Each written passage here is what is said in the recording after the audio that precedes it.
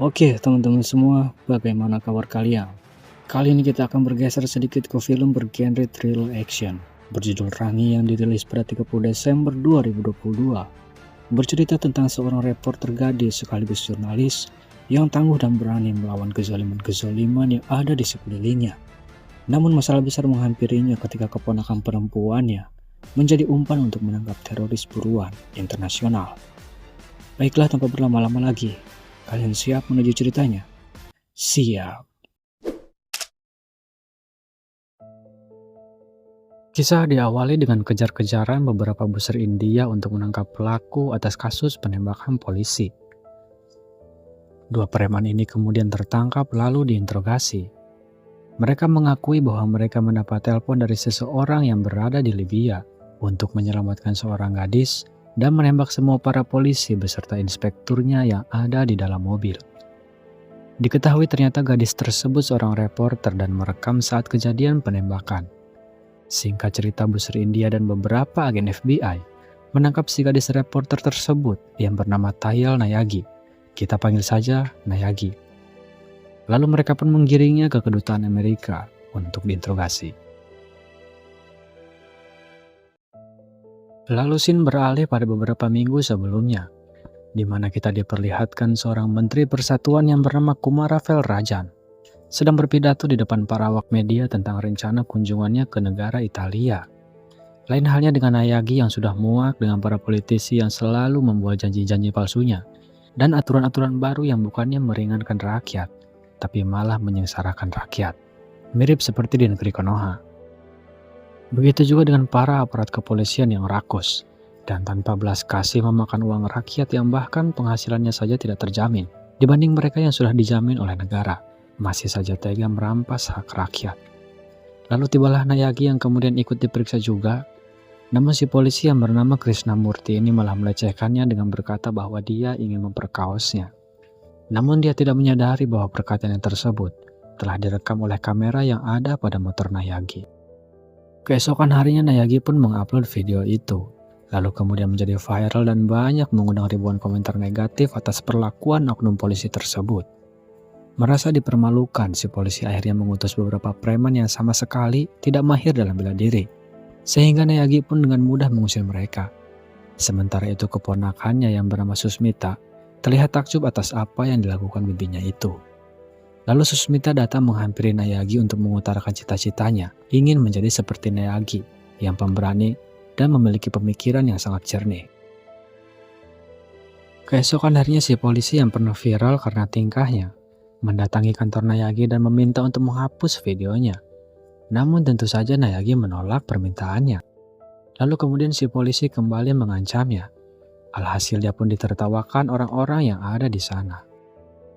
Kemudian suatu hari kakaknya Nayagi yang kebetulan juga seorang jurnalis sedang kebingungan karena mendapat teror dari seorang pria yang mengancamnya akan menyebarluaskan video panas putrinya yaitu Susmita kepada publik. Dan si kakak lebih takut jika dia mengajukan laporan pada polisi. Hal itu dipastikan akan menjadi berita yang memalukan bagi keluarganya. Nayagi yang merasa kasihan pada ponakannya, dia pun memutuskan untuk mengurus masalah ini dan meminta nomor si pengiring. Setelah itu dia membawa Susmita ke sebuah kafe untuk menemui si pengirim video tersebut. Di sini Susmita masih terlihat kebingungan atas apa yang terjadi. Tanpa basa-basi Nayagi langsung memukuli pria bernama Ananda ini. Setelah itu pria ini menjelaskan bahwa Susmita selalu mengirimkan videonya setiap hari. Namun ketika diajak untuk bertemu langsung, Susmita malah memblokir dirinya. Saat itulah dia melakukan pengancaman pada kakaknya Nayagi yang merupakan ayah dari Susmita. Lalu Nayagi menanyakan pada Susmita apakah dia mengenali pria tersebut. Dan Susmita menjawab tidak mengenalnya, bahkan dia sendiri tidak bermain Facebook. Nayagi kembali masuk untuk meyakinkan pria ini.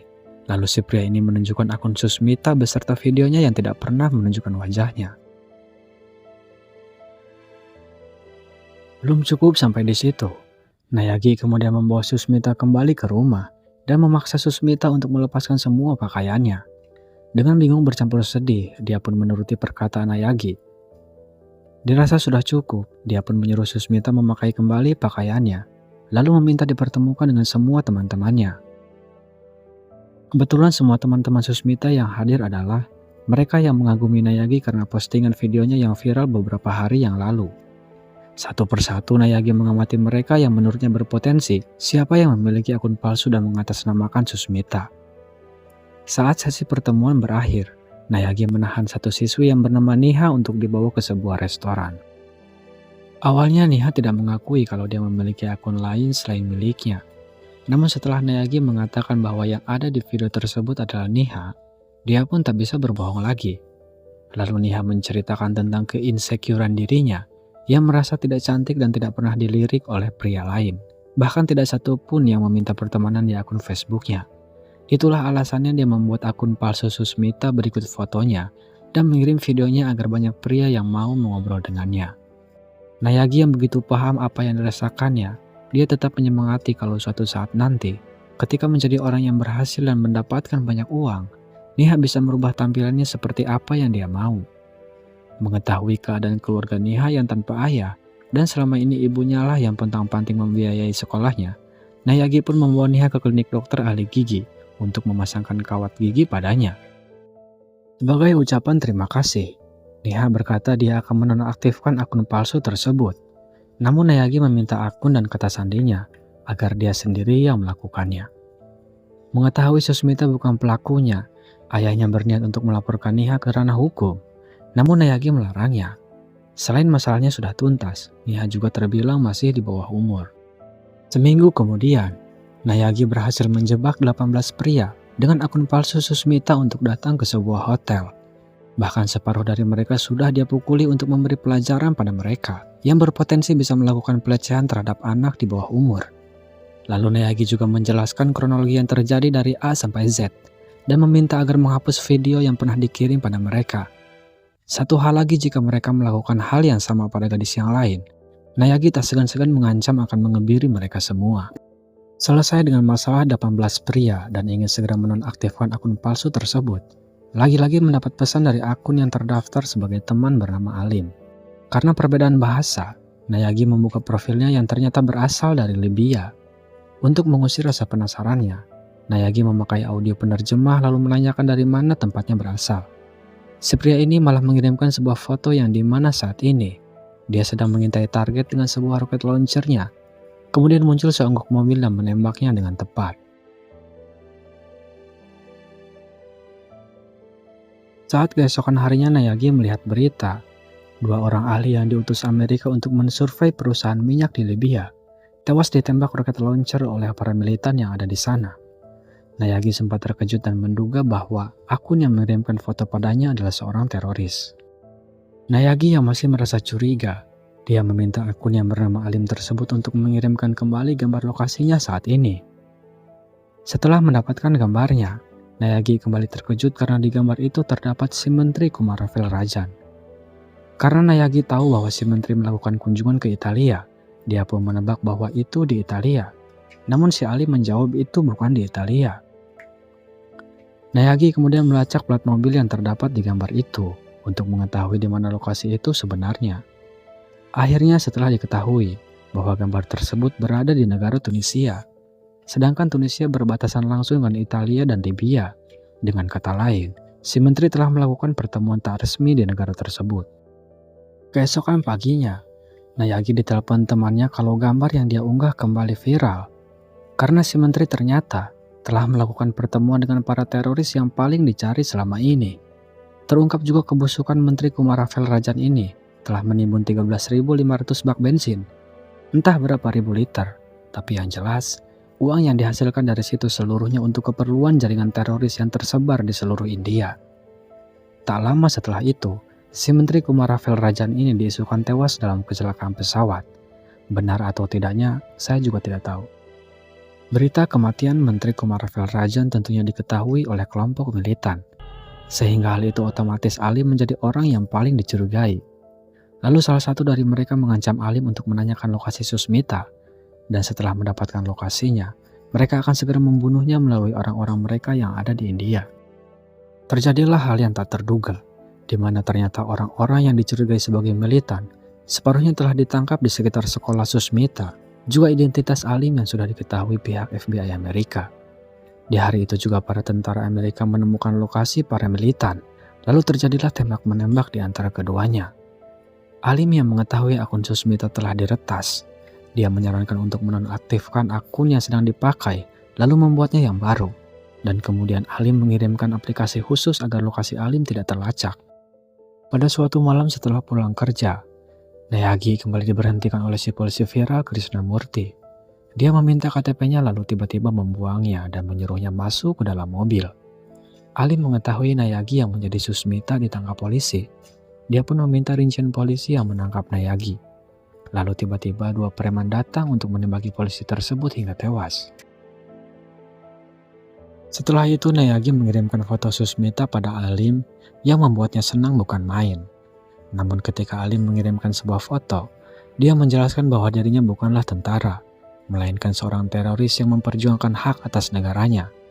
Setelah mengetahui semua latar belakangnya, Nayagi berbalik merasa kasihan melihat kondisi di negaranya yang dijajah dan semua sumber daya kekayaan minyaknya yang mulai dikuasai Amerika.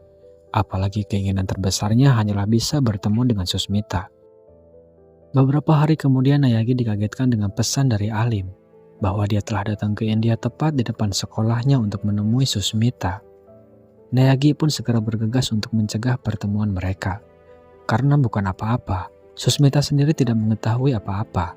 Yang ada nanti pelangak-pelungu karena perbedaan bahasa di antara keduanya kalau itu terjadi. Disinilah awal muawal di mana Nayagi ditangkap. 2 minggu kemudian, beruntungnya Alim tidak berhasil menemui Susmita.